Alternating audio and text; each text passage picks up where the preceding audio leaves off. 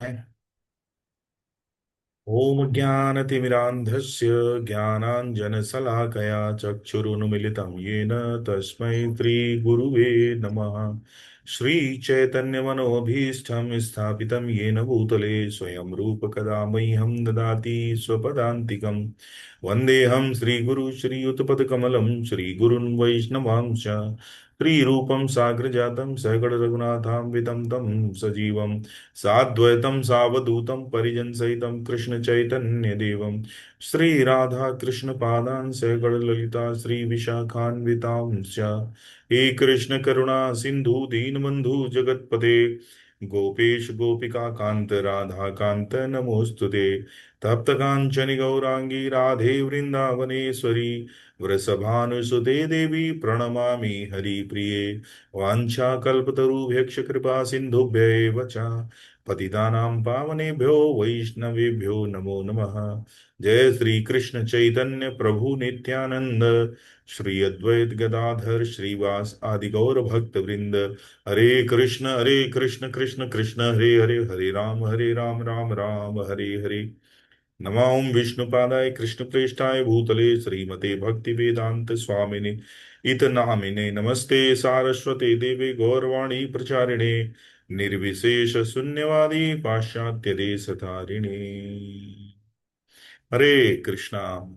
तो हम जो प्रभुपाद की स्मॉल बुक का अध्ययन कर रहे हैं कृष्ण की ओर, और हम तीसरे अध्याय में हैं अभी, जिसका शीर्षक है सर्वत्र और सदा कृष्ण का दर्शन। तो रीडिंग प्रारंभ करने से पहले पिछली क्लास में क्या कुछ शेयर करेंगे? कुछ याद है? कुछ नोट किया हो? कोई बात, कोई बात अच्छी लगी हो तो उसको शेयर करें, कोई भी, एनीवन। इसीलिए इसीलिए ये आवश्यक है कि आप कॉपी और पेन रखें, है ना। उसको आप देखेंगे, जैसे सेंटर पे लेक्चर होते हैं तो काफी लोग नोट करते हैं। मैं भी नोट करता हूँ। कल देखो प्रभु जी ने कितना अच्छा प्रहलाद महाराज की जो प्रार्थनाएं बताई थी। तो हम लोगों को तो हम लोगों को पेन और कॉपी रखना चाहिए, है ना। तो किसी ने प्रभु कुछ। जी, जी माता जी। पेज नंबर 39 वाला बता रहे हैं ना कि आपने जो बताया था उसके बारे में पूछ रहे हैं, है ना? नहीं, मैं पिछले बार का, पिछली क्लास में कोई अगर कुछ पॉइंट हो कोई, वो मैं पूछ रहा था। तो मैंने जो पिछली क्लास ज्वाइन करी है उसमें वो था शायद। ये हम उसके बारे में बात कर रहे थे कि भगवान की परा और अपरा शक्ति में से हम चुन सकते हैं कि हम भगवान की हाँ कौन सी हाँ, शक्ति ठीक है। आपने में इसका जाएंगे। मतलब पिछली वाली क्लास, जो लास्ट क्लास थी, वो नहीं ज्वाइन वो हाँ वो नहीं ज्वाइन की। कोई बात नहीं है। तो सभी लोगों से आग्रह है कि हो सके तो पेन और कॉपी रखें, ठीक है ना। उपेंद्र प्रभु, है आपके पास पेन कॉपी? अब थोड़ा एक स्टेप आगे चलते हैं हम लोग, है ना। मनोज प्रभु, अ, पेन और कॉपी रखना है। अब जो भी है उसको नोट करें।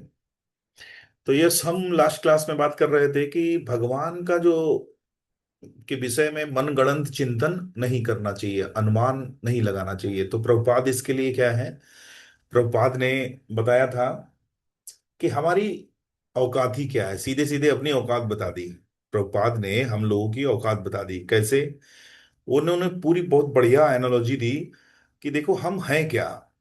ये जो पृथ्वी है ब्रह्मांड में एक बिंदु के समान है, और न्यूयॉर्क जो है बहुत बड़ा दिखता है, क्योंकि ये प्रभुपाद ने जब ये लिखी, ये बोल रहे होंगे, लिख रहे होंगे तो न्यूयॉर्क में होंगे, तो उन्होंने न्यूयॉर्क शहर का उदाहरण दिया।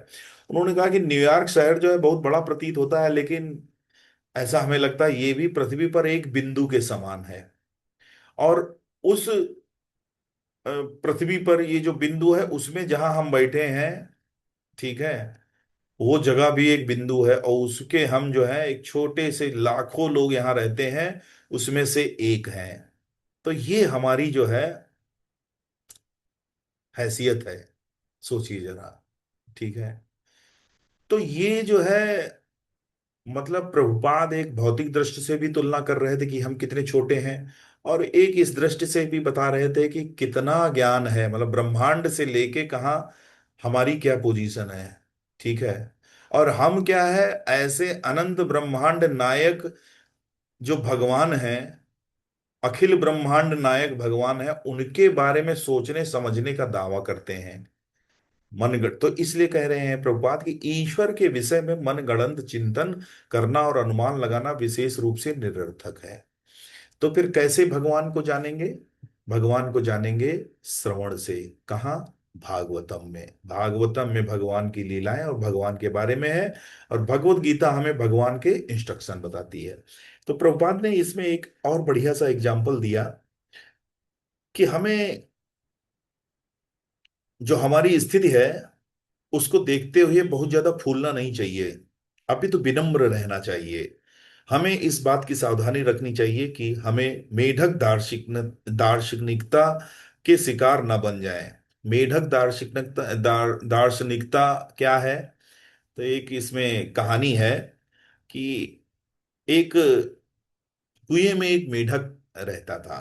तो कुएं में मेढक रहता था, तो उसके किसी मित्र ने उससे अटलांटिक महासागर के अस्तित्व की चर्चा की। उसने मित्र से पूछा, अरे यह अटलांटिक महासागर क्या है? मेढक जो है, मेढक का एक मित्र जो है वो अटलांटिक जो बाहर से आया था उस कुएं में, उसने अटलांटिक महासागर के बारे में बात की। तो उसने पूछा, अरे ये अटलांटिक महासागर क्या है? तो उसके दोस्त ने बताया, वह जल का महान भंडार है। बोले कितना बड़ा? क्या वह इस कुएं से दोगुना बड़ा है? अरे नहीं, इससे बहुत बड़ा है। मित्र ने उत्तर दिया। कितना बड़ा? क्या इस कुएं से 10 गुना बड़ा है? इस प्रकार मेढक गणना करता रहा, किंतु मेढक के लिए महासागर की गहराई और उसे असीम विस्तार को समझने की संभावना ही क्या थी? ये प्रभुपाद ने यहाँ पे लिखा। तो उसी तरीके से हमारी शक्तियां, अनुभव और चिंतन का सामर्थ्य सदा सीमित रहता है। हमें तो सिर्फ मेढक जैसी दार्शनिकता को ही बढ़ावा दे रहे हैं। तो आजकल के टाइम में क्या है, वही मेढक वाली कंडीशन बन रही है। मेढक की बस वो गेस कर रहे हैं कि ऐसा, नहीं नहीं ऐसा होगा। तीसरा कहता है नहीं नहीं नहीं ऐसा होगा। तो फिर क्या करना चाहिए? प्रभुपाद बोल रहे हैं फिर क्या करना चाहिए हमें। तर्क वितर्क छोड़कर हमें क्या करना चाहिए? श्रीमद् भागवतम संस्तुत करना है। संस्तुत करती है कि हमें विनम्र होकर भगवत संदेश सुनना चाहिए। यह संदेश हमें श्रीमद् भगवत गीता, अन्य वैदिक साहित्य, बाइबल, कुरान आदि किसी भी प्रमाणिक शास्त्र से मिल सकता है, या किसी भी आत्मज्ञानी पुरुष से सुना जा सकता है। आत्मज्ञानी, यहाँ पे एक शब्द प्रभुपाद ने यूज किया, आत्मज्ञानी। किसी से भी नहीं, किसी से भी नहीं, क्योंकि ज्ञानी बहुत सारे हैं। ज्ञानी, हर दूसरा आदमी ज्ञानी है। ठीक है। वो आपको ज्ञान दे देगा तुरंत। ज्ञानी भी बहुत सारे हैं और लोग ज्ञान बांटने में इंटरेस्ट भी बहुत रखते हैं, ऐसा है। ठीक है। लेकिन हमें किससे सुनना चाहिए? ठीक है, किससे सुनना चाहिए? आत्मज्ञानी से। ठीक है। तो आत्मज्ञानी मतलब क्या होता है, इसको समझते हैं। देखिए, आत्मज्ञानी जो, जिसको आत्म साक्षात्कार नहीं हुआ, वो भगवान के बारे में समझ ही नहीं सकता है। आप ये समझ लीजिए, भगवान विभू हैं, हम अणु हैं। तो पहले, क्योंकि हम क्या है, भगवान के ही अंश हैं, तो पहले हम अंशी को समझ लें। पहले हम अंशी अपने को समझ लें, अपने। इसीलिए आध्यात्मिकता में इंटर करने का most primitive step is to realize our own identity. हम अपनी आइडेंटिटी को सबसे पहले पहचानेंगे, हम कौन है। हम कह रहे हैं हम कारपेंटर हैं, हम कह रहे हैं हम डॉक्टर हैं, हम कह रहे हैं हम टीचर हैं, कोई कह रहा है हम सर्विसमैन है, कोई कह रहा है हम आर्मी मैन है। ठीक है। तो हम हैं कौन? तो आत्मज्ञानी व्यक्ति जानता है, अपनी सही आइडेंटिटी जानता है। तो पहला स्टेप है, पहला आध्यात्मिकता में इंटर करने का पहला स्टेप है कि आत्म साक्षात्कारी बने, आत्मज्ञानी बने। मतलब आत्मा के ज्ञान, अपना ज्ञान तो हो गया।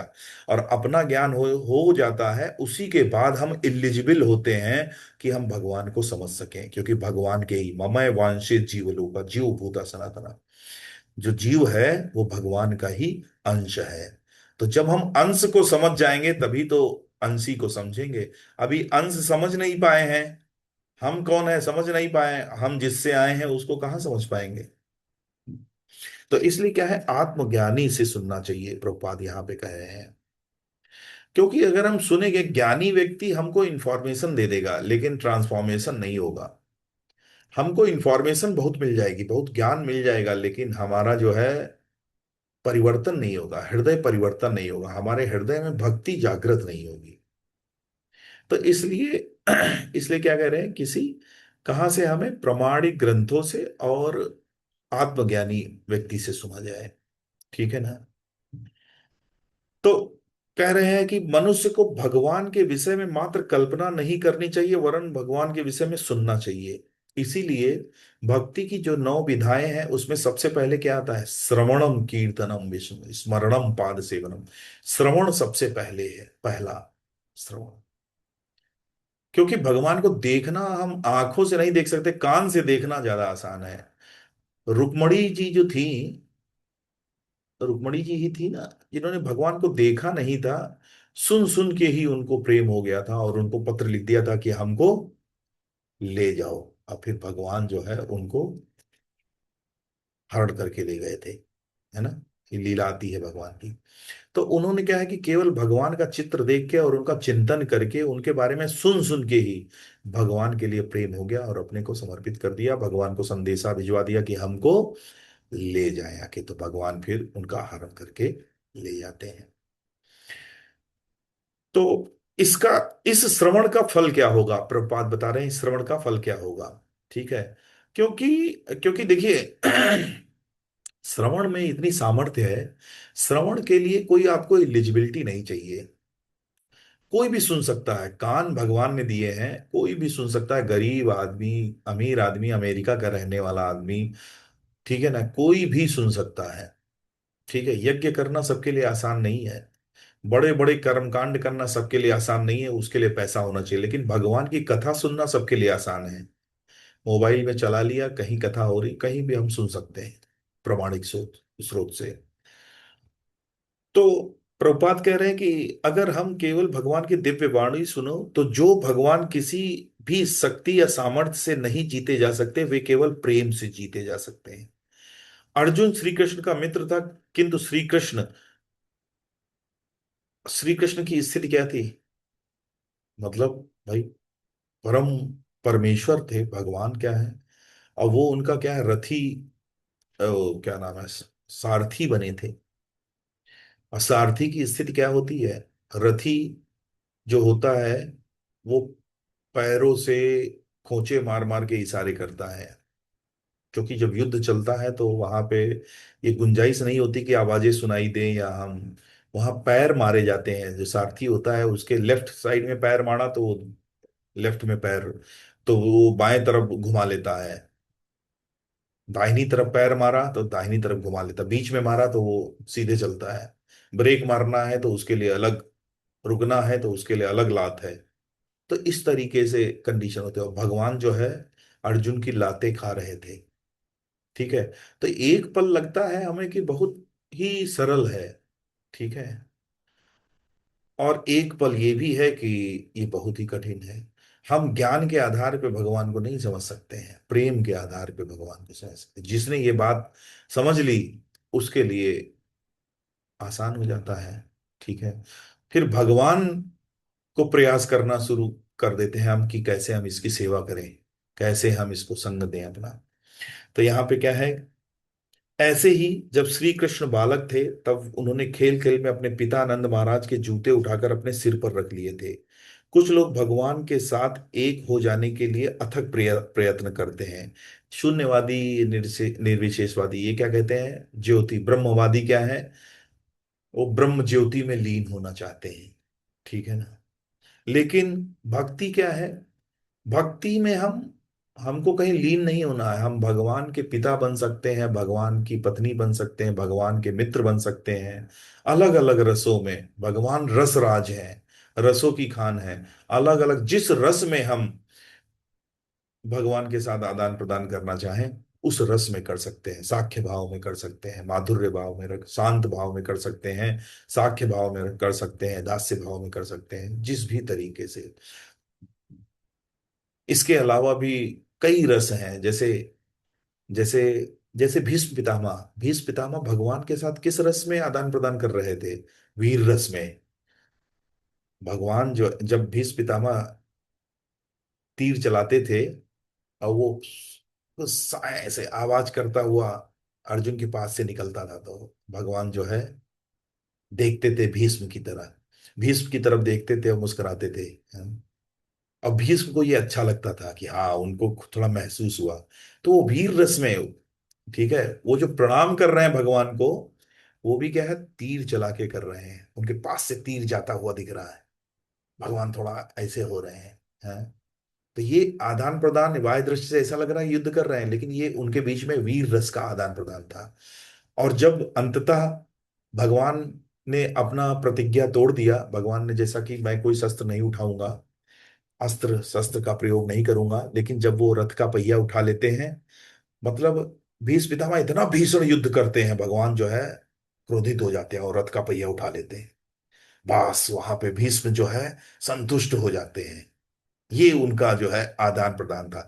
तो वो भगवान के साथ वीर रस के साथ आदान प्रदान कर रहे थे, बहुत वीरता से लड़ रहे थे। भगवान को जैसे ही आभास करा दिया अपनी वीरता का, ठीक है, प्रतिज्ञा तोड़ दी, कि भगवान को प्रतिज्ञा तोड़नी पड़ी, तो अपने भगवान अपने भक्त की, मतलब भक्त की प्रसन्नता आह्लाद देने के लिए क्या है, अपनी प्रतिज्ञा भी तोड़ देते हैं। तो भक्ति में क्या है, हम अलग अलग प्रकार से आदान प्रदान कर सकते हैं। हमें कहीं लीन नहीं होना है, हमें कहीं आकाश में नहीं मिलना है, हमें कहीं शून्य में नहीं जाना है, हमें भगवान के साथ आदान प्रदान करना है। और आनंद जो है आदान प्रदान से ही होता है। जैसा हमारा आदान प्रदान का माध्यम जैसा होगा, वैसे ही हमको आनंद आएगा। एक पेड़ पौधों के साथ हम आदान प्रदान कर सकते हैं, लेकिन बहुत निम्न स्तर का। बहुत लोग क्या है, पेड़ पौधों से बात करते हैं, ठीक है, लेकिन हम कितनी देर पेड़ पौधों के साथ आदान प्रदान कर पाएंगे? क्योंकि पेड़ पौधों में बहुत अल्प चेतना है, उनकी चेतना का स्तर बहुत कम है, तो हमें आदान प्रदान का उतना आनंद प्राप्त नहीं होगा।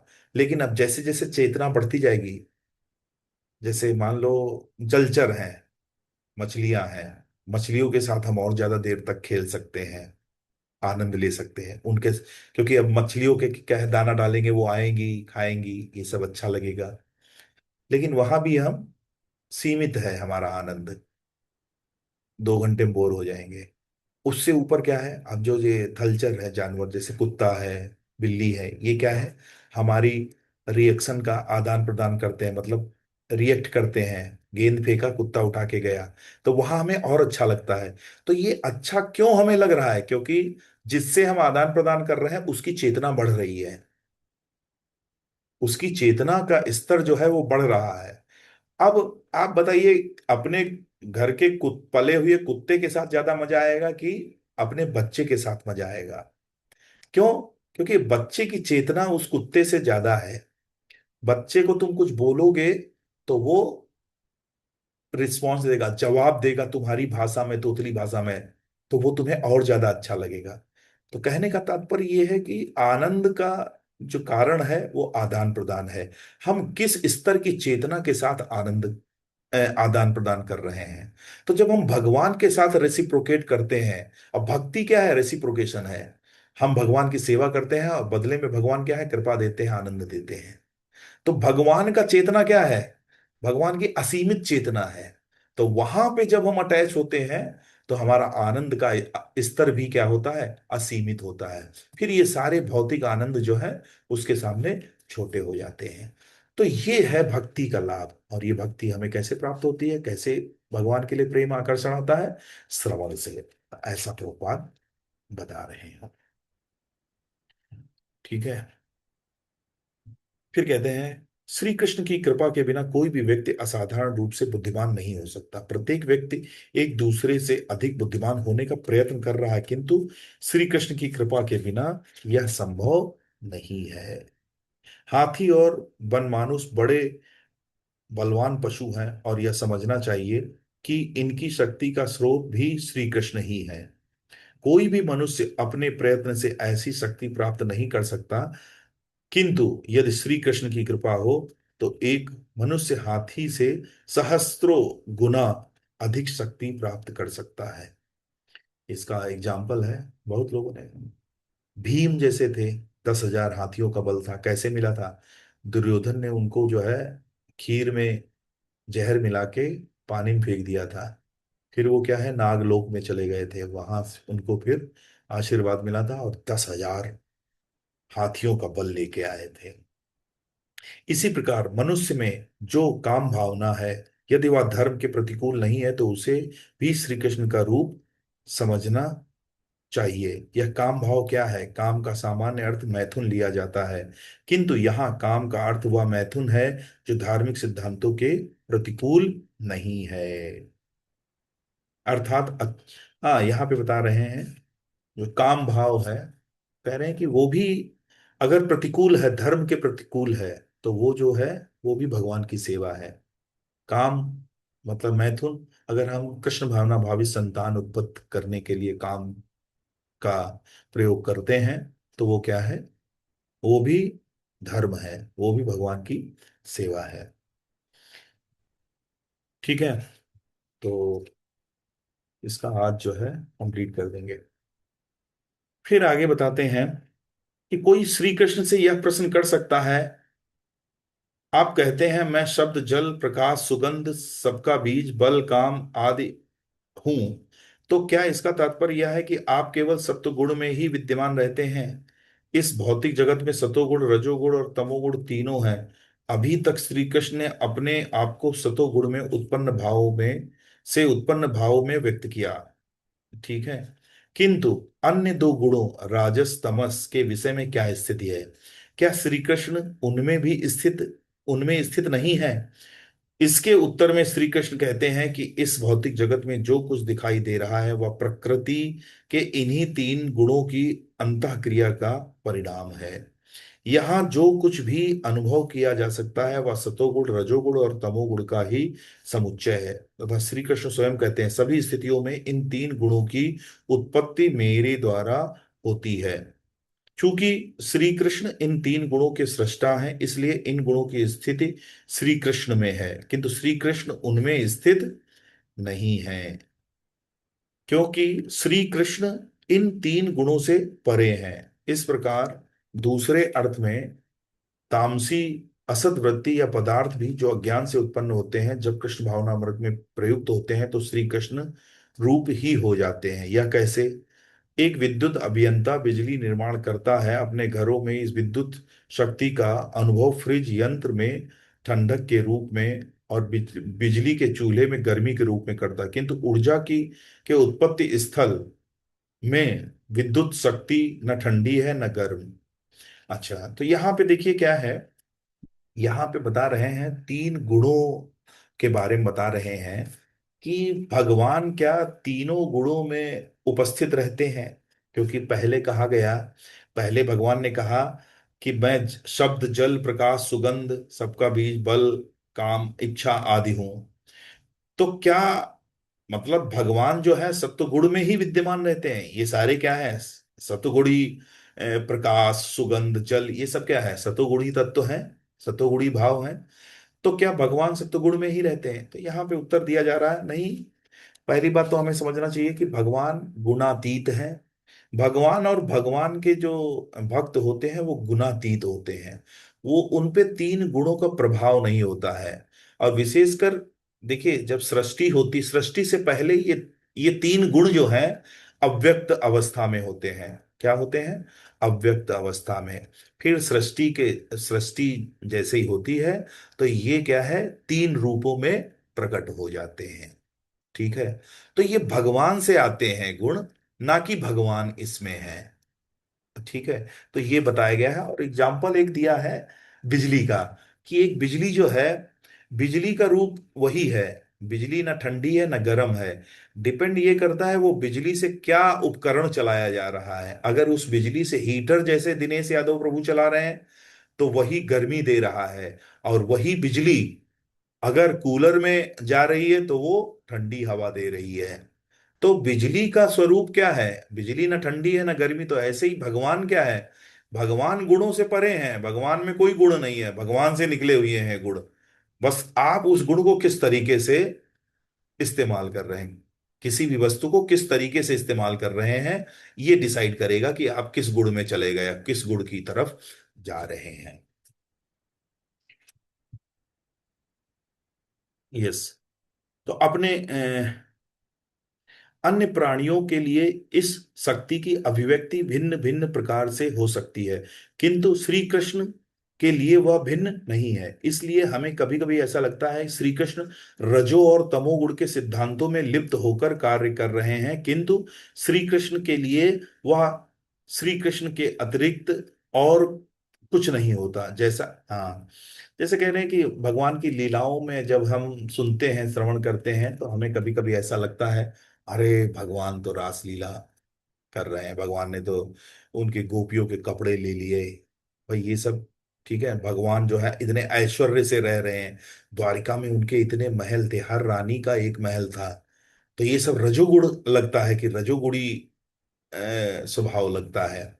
ठीक है, तो हमें ऐसा लग सकता है कि वो रजोगुणी और तमोगुणी कार्यों में इन्वॉल्व है। लेकिन क्या कह रहे हैं, किंतु श्री कृष्ण के लिए वह श्री कृष्ण के अतिरिक्त और कुछ नहीं। ठीक है,